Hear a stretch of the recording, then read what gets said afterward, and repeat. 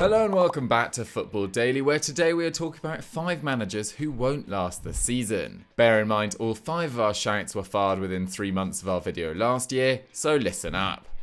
5. Adi Hütter. Last year we incorrectly predicted that Marco Rose would get shown the door by Borussia Mönchengladbach, but he might as well have been. In February 2021, Rose announced his departure, and Die Vollen's form took a turn for the worse. They lost 8 of their remaining 17 fixtures, lost 4-0 to Man City in the Champions League last 16, and ensured they wouldn't be featuring in this year's competition with an 8th place finish. Rose may have lasted till the end of the campaign, but we don't think his successor, former Eintracht Frankfurt boss Adi Hütter, will be afforded the same luxury. Having developed a reputation for producing attacking football at Young Boys and then Frankfurt, who led to their highest points tally in 4 years and a Europa League semi-final in 2018-19, things haven't started so well 120 odd kilometres northwest. 8 losses in their first 17 games of the season, only one fewer than they lost in the entirety of 2019-20, saw Gladbach sit 14th on Christmas Day. They may have slightly recovered to find themselves in 11th, but to be 11 points off the European places, having conceded at least 4 goals in 5 games already, can only be described as a bitter disappointment. The worst thing, it's not even like they can blame it on the market. They've still got last season's stars Stindl, Thuram, Mbolo and Player,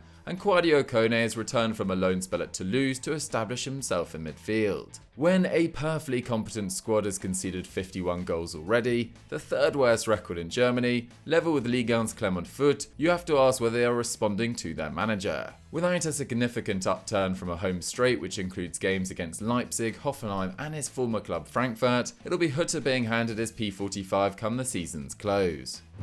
4. Roy Hodgson. It gives us no pleasure to say it, but Roy Hodgson is definitely in the firing line. But then again, what was he expecting when he decided to take on the challenge of keeping Watford in the Premier League? The 74-year-old has been with the Hornets since the 25th of January, when he succeeded Claudio Ranieri, who in turn had replaced Xisco Munoz after the Spaniard was dismissed in October. Ranieri managed to win just twice in 14 attempts before being sacked, something Hodgson has managed to improve on with 2 wins and 2 draws from 9 games. But with just 8 points collected from a possible 27, Watford are looking increasingly destined for the drop. Hodgson even admitted as much prior to their recent away win at Southampton, revealing that he couldn't guarantee a return to winning ways no matter how hard he tried. At present, Watford are 3rd bottom in the Prem on 22 points. But they have played 2 games more than Everton and Burnley, the teams either side of them in the table, and are at least 7 points off Leeds and Brentford in 16th and 15th. The former Fulham boss was expected to shore up the defence, and in fairness they've gone from conceding 2 goals a game under Xisco and Ranieri to 1.7. He has moved the club from the 4-1-4-1 to a 4-3-3 in search of more flair up front, although that has yet to pay dividends,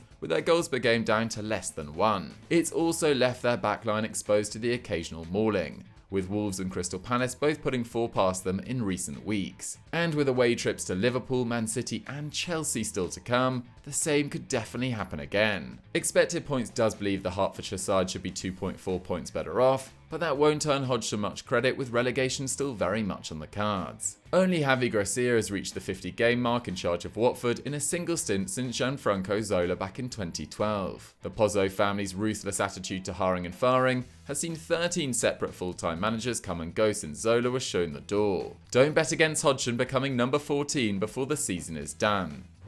3. Paolo Zanetti. Across the continent, teams are beginning to panic and fire their managers as relegation looms. In France, Bordeaux removed former Switzerland boss Vladimir Petkovic after a disastrous campaign, while in Spain, Granada and Mallorca have both taken drastic action this month. And in Germany, Hertha Berlin have just dusted off an old relic in Felix Magath in a desperate leap for survival. It's therefore not unthinkable that the Italian outfit Venezia won't show the door to Paolo Zanetti, with their own top-flight future hanging in the balance. Make no mistake, Zanetti has done an excellent job with Ilan Gunari. After taking charge in the summer of 2020, the former defender guided them to promotion to Serie A last season for the first time in 19 years, following a playoff victory over Cittadella. And at the halfway point this season, Venezia was 16th, 6 points clear of relegation. But a run of just 1 win and 7 defeats in 2022 has caused the Wing Lions to slip 3 places, thrusting them into a 3-way battle with Cagliari and Genoa for the safety of 17th spot. It's not like Zanetti hasn't been given support in the market either. This season the club have spent over £20 million on 12 separate players and signed an additional 7 stars on loan. Among the new faces are Chelsea's Ethan Ampadu, Bayern Munich's Miko Cuisance and Nani, who arrived in the winter from Orlando at the ripe old age of 35.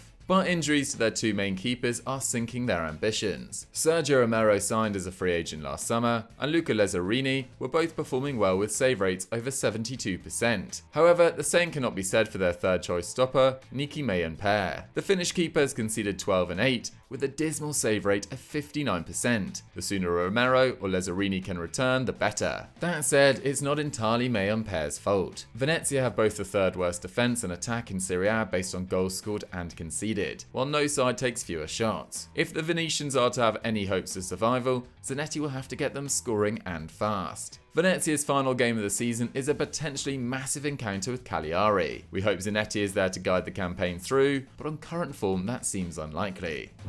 2. Peter Bosz. Peter Bosz has long flattered to deceive. A run to the Europa League final in 2017 with Ajax landed him the Dortmund job, despite the fact his side had been pipped to the title by Feyenoord, their third consecutive second-place finish. He went unbeaten through the first 7 games of the season, leading BVB to the top of the table at the end of September, only for a disastrous run of form, something that has plagued his managerial career, of no wins in 8 whilst conceding 21 goals to cost him his job. He took a year out of the game and in January 2019 was hired by Bayer Leverkusen. There were some enormous highs. He took the side from 9th to the Champions League in his first 5 months, helped develop the likes of Havertz, Wirtz and Diaby into the players they are today, and even spent 2 weeks on top of the Bundesliga after going unbeaten through the first 12 matches of 2021. But his principled, almost kamikaze-like determination to play with an incredibly high line with enormous gaps between his centre-backs would always limit his potential achievements. Across his 109 games in West Germany, he conceded at least 3 goals on 13 occasions. The point of the backstory is to explain that Bosz clearly hasn't adapted his philosophy at his current post at Lyon. Yes, some of his attacking players, namely Dembele and Paqueta, have thrived in his ball-dominant system, but at the other end, it's been truly chaotic at times. Only Bordeaux have conceded more than their 4 counter-attack goals, while no side can top their 3 own goals. The result, some stunning highs, with wins over Marseille and Nice, but some pitiful lows too, with 8 goals conceded in 2 games against Rennes,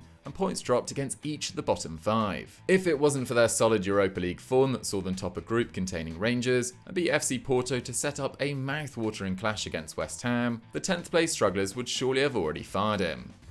1. Mauricio Pochettino. Unless the mood brightens in the French capital in the coming weeks, there is no reason to believe that Mauricio Pochettino won't be sacked by PSG before the end of the campaign. The atmosphere feels truly toxic in Paris right now. Their Champions League hopes have been trashed in the last 16 for the 4th time in 6 years, while their Ligue 1 campaign is hitting some embarrassing bumps in the road. For the first time since the 2010-11 campaign, Les Parisiens have lost 4 consecutive away matches, and that was in the pre-Qatari era, when Lille, Lyon and Marseille held the balance of power. But it is the manner of the defeats that have been so alarming. PSG capitulated in the second half against the Benzema-inspired Real Madrid, allowing Los Blancos to overturn a 2-0 deficit in the space of half an hour. As a team, they conceded a ridiculous 21 shots and can only win 55% of their tackles, allowing Madrid to capitalise on errors and surge back into the match. It's a similar story across all their recent defeats. Nice outgunned them in attack, taking 11 shots to PSG's 8, and dominated them in the air and on the ground in their 1-0 win.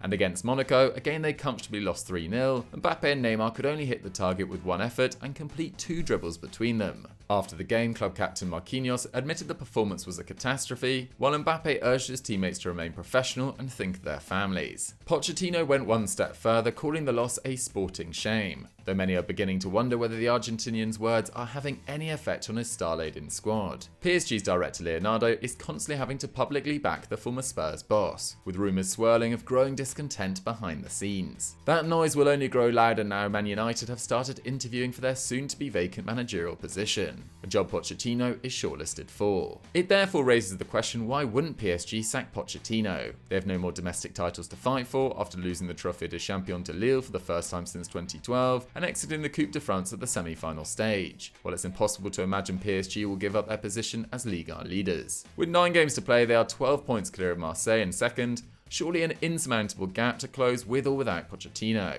If Zinedine Zidane is really being lined up as the next boss of the Parc des Princes, it might make sense to cut ties with Pochettino now and let the Frenchman make his own assessments of the squad ahead of another busy summer in the market. Do you agree? Let us know your thoughts in the comments. So guys, that was 5 managers we think might be sacked before the end of the season. Do you guys agree, and do you have any other shouts? Let me know in the comments down below.